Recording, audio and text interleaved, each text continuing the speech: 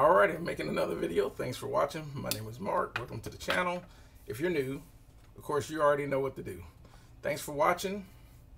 And not going to be very, well, I'm going to try not to be very long on this subject, but I might get long-winded, so be prepared. The object's not to spend a whole lot of time, but it might be. All I'm going to say is that let's talk about cheaply priced gear and so forth. But before I get into all that, I just want to make a couple of clarifications on. I know a lot of people understand the content of what I'm saying in these videos, but some people might misconstrue it. So what I'm saying is, like, when I talk about microphones as an example, I talk about like maybe the C800G or the warm audio version called the WA8000, right? Or I talk about I might talk about preamps, or I might talk about speakers or whatever. Even when I talk about cheaply priced gear, clones, plugins, or whatever, a lot of people understand what I'm talking about in these, which led me to this. Someone had asked me a question about something about the personas and so forth. I can't remember exactly what it was, but I'm going to say this, and this is my take on it. Honestly, you know, there are going to be a lot of people that's just going to bash Behringer. You know, and they have perfectly right to bash Behringer gear. They're out there. I think it's called Gear Space now, but it used to be on Gear, the other old name, Gear Sluts. It used to be people. There are a lot of people out there. If you got Behringer, they're gonna be like, oh, right? And then it's the same thing. There's people out there. If you got Klark Teknik, oh, right, and so forth. Now, there are people out there. It's like there are a lot of people out there that if you like, for example, if you like Harley Benton guitars and basses, right? If you have a Harley Benton, there's always gonna be some guitar bass player like gonna be like, oh. Or if you got the Squier versus an actual Fender, you get the Fender Squier, which is supposed to be the low end version of the Fender. It's always gonna be something. Oh. When in actuality, if I've listened to a person, and I've listened to quite a few musicians that play the Fender Squiers, the Harley Bentons, and so forth. I got a Harley Benton bass. Gonna get a few more, right? Guitars and basses from Harley Benton.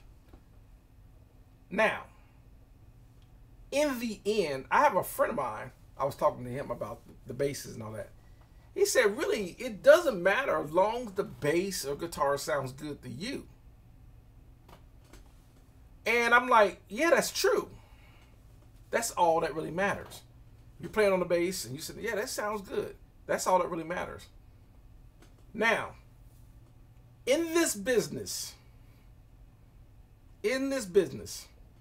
actually, the only people that matter when it really comes to approval of what you're doing, when it comes to making your music, is yourself and your audience. That's all that really matters. Some people aren't happy unless their audience is happy with it. That's all that really matters. Your audience. Not people that have their 2 cents into what they think you should have or what they think is good. Which brings me to Behringer gear, Klark Teknik, or anything else that they think is cheap. The object is, there are a lot of people that use, for example, Klark Teknik and Behringer gear in their racks and have absolutely no problems. I've never seen people that have that stuff in their racks complain. Most of the time, if there's a technical failure, or whatever, they might complain about that, but they're not gonna. You have a rack of whatever, and you playing music, the people are not going to care because they don't even know what it is. 90% of the people that listen to music have no idea what gear is used to make music. They don't care. because they have no idea what they're listening. They don't know the names of gear unless you're in the business and you're trying to create a recording studio or whatever, and you whatever names the plugins. But I guarantee if you go to some random stranger that knows nothing about music, has no recording studio, and you go up there and you start asking questions like, man, how do you like the editing features in Pro Tools? When you right click and you go down or whatever, you can slide or whatever. They're gonna look at you like, what? What are you talking about? They have no idea what you're talking about. The only people that's gonna know about those kind of stuff is other people that know about DAWs, especially maybe Pro Tools. So my take is on this, and this is my take on it. If Behringer works for you and you are making it work, you don't really matter what no one else says about your Behringer stuff. And that's the end of it. The same thing with Klark Teknik. There are going to be videos out there that's just going to bash gear you own. It don't really matter. You know, it's kind of like, only time when I get on there and people make a purposely making videos to bash a certain brand like me, I'll never get up there and make a video review on a piece of gear to bash it on YouTube where it can get thousands to thousands of views. To me, that's really a hidden agenda behind there. If there's a piece of gear that you bought or you got a hold of, you just didn't like it, you think it sucks or whatever, most of the time, you're probably gonna, like, if someone ever asks you about that piece of gear, if you still have it, you probably say, you know what? Well, what do you think about? I don't like those. And the reason why I'm saying this, love my phone. The reason I'm saying this because there are people out there that don't even like some of the big names in gear out there. There are people out there, for example, the Blue Stripe 1176 is one of Chrysler Algae's favorite piece of gear to run vocals through. But if you ask his mentor, who still mixes to this day, Bob Clearmountain, tells you his favorite piece of gear is the 1178. So it's funny that you think if Chrysler Algae was mentored by Bob Clearmountain, why don't he use 1178 if Bob Clearmountain loves 1178? You know why it's a difference? It's because it becomes a preference in taste. That's all it's become, a preference in taste. And there are some people out there that don't even like Blue Stripe 1176s on vocals. Some people prefer an LA2A on vocals. Some people like the way guitars sound on LA2A. Other people do not. They don't like the way the LA2As respond. Some people don't like LA2As at all. Some people love LA2As. Then it comes to some people don't even like universal audio compressors at all. Some people prefer other, like Tube Techs or other companies, Summit Audio, and so forth. Then there are some people that, so really, there are a lot of people that, and this is what's really funny, when you get to some of these engineers and these mixing engineers and recording engineers, and there are some people who would say, you know what, it's something about the sound running through an SSL console. It's just magic, right? And then you listen to, it's like so many people, so many mixing engineers recording, you know, whether it was Chrysler Algae on his SSL or Bob Clearmountain on his SSL or whatever. But when Al Schmidt was alive, who was also a top Grammy Award-winning, he was a top Grammy Award-winning mixing engineer, right? And recording engineering, you know, at Capitol Records. He did an interview where he said he don't even like SSLs. You know, he said he likes Neves. He like, I don't even like SSLs. I won't even touch an SSL. Right? So it's like, okay, one of the top Grammy Award-winning mixing engineers don't even like SSL, yet other top Grammy Award-winning engineers mix on SSLs all day long. Like, for example, in Larrabee Studio and Record Plant and most recording studios have SSL mixing consoles over any of the other. SSL is probably the #1 mixing console, recording console for most commercial studios. It's the SSL. right? Yet you got a lot of, I would say your more top-end boutique. Some people say bougie or whatever. Probably your top 10 are probably pushing knees. Why is that? Right? And then you got some other the other recording studios out there that if it's not a knee, they got API consoles. Then there's some that have Triton consoles, right? But then if you go to other studios, they don't have Triton's needs SSLs or whatever. They have an MCI or a Neotech or an Helios or an Audience, and the list goes on and on. Some have custom-made consoles.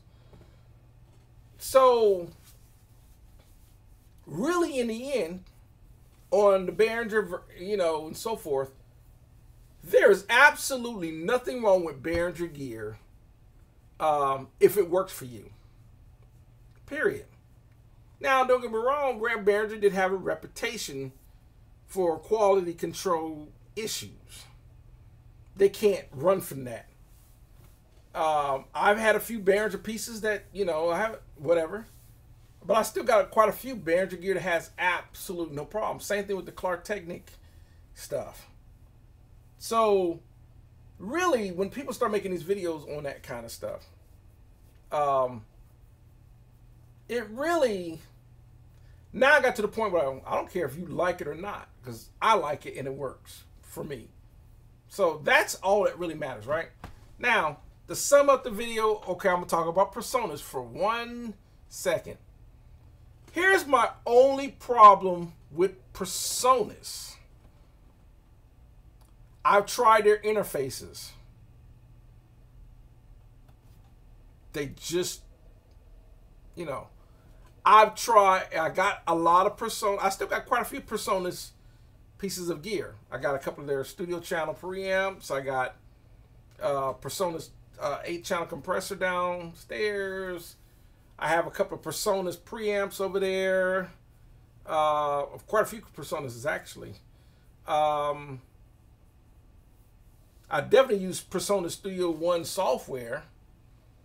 My only downside to personas is I think that personas, other than them making upgrades, and so a lot of stuff when they make upgrades, they discontinue a lot of stuff relatively quick. When they come out with a new product, they immediately seem like the support for people to have the older gear goes away. It becomes discontinued. And honestly, personally, in my personal opinion, like for example, their high-end preamps that they made, the ADL 600 and 700, should have been one of those preamps that they, should have never discontinued. There are going to be some people, they're going to make the argument, well, the reason why they discontinued, they just weren't selling.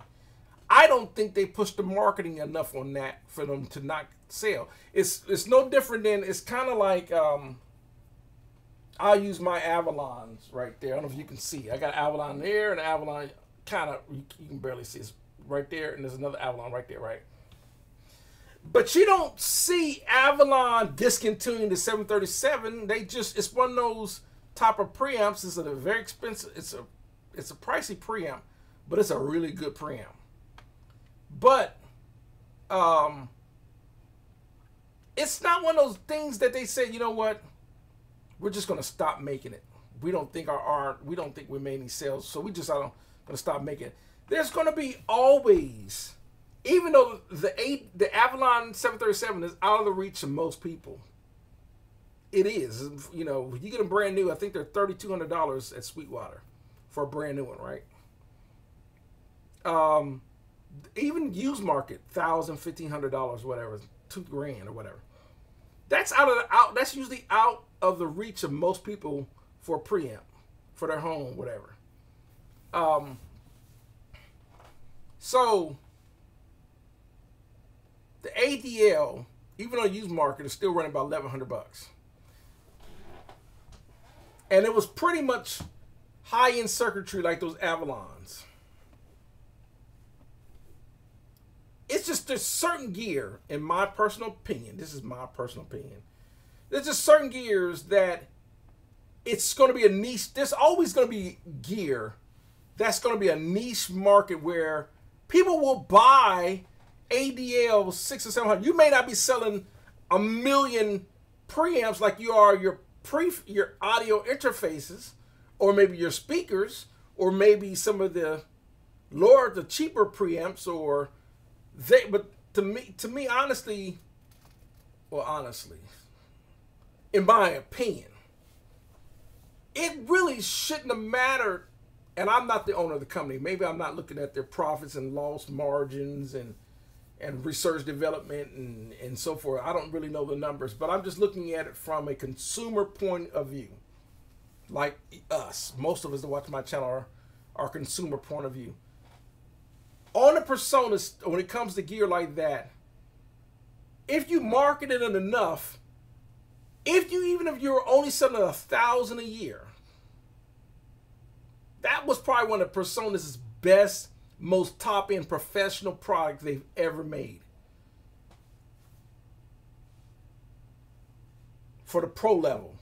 It's probably much the top professional piece of gear. I know if I was running Personas, there's no way in the world I would have, even though I can understand you have an out-of-date Studio Live console, it's only MIDI ports or whatever, or is running all outdated USB ports or whatever. I can understand it where we got, 32-bit, we're on a 64-bit system now, we're running, 24-bit, 96K, 192K or whatever, blah, blah, blah, blah, blah. We got, and we have the upgraded software, blah, blah, blah, blah, blah, right? I can understand, okay, I want to discontinue that because that mixer's dated, whatever. It's 20 years old or whatever. But when it comes to an analog preamp like the ADL 600, 700, and you can still see that people are always in the market for buying out of any piece of gear, they're definitely going to be in the market for mic preamps. And those mic preamps can also be used as instrument preamps. They're always in the market for that. So, and there will always be some people, some people say, well, the studio channel is $329 or whatever. But this ADL is $12.99 or whatever. There are always going to be people out there that will sacrifice to get, that ADL 600 or whatever, it's one of those preamps that's up there with the Avalon and the Neves and whatever the case. Yes, there have been a lot of people that would have probably sacrificed and pushed to get those. So, with that being said, and then some people say, well, even if you got one, what if they break and you need maintenance repair or whatever? As much money as Persona's making just off of Studio One software alone, trust me, and the staff, yet alone, Personas makes a whole lot a year. There's no reason why they would not be able to support that. They just, whatever reasons. So that's my take on Personas. And it's because they discontinued pretty much every Personas gear that I got. That's why all the Personas gear that I bought, I won't look to buy any more Personas gear. Even though I think I like their gear. But I won't buy any more because they discontinue everything too much. Now, some people say, well, some of that stuff discontinued because they upgraded. Okay. I can understand that. I don't have a problem with the upgraded stuff.